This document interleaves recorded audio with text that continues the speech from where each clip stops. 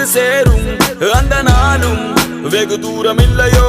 கவிஞனுக்கு கலையின் மீது காதல் வந்தது, அந்த கலையின் மீது கொண்ட காதல் உன்னை வென்றது. இருந்த போது முந்தன் மீது காதல் என்பது என் கனவில் வென்று வாழ்வில் வென்று உன்னை வெல்வது. என்ன வேணும் சொல்லடி, நீதான் என் காதலி. என்ன விட்டு போனா என்ன செய்வேன், உன்னுடையதான் நான் இருப்பேன்.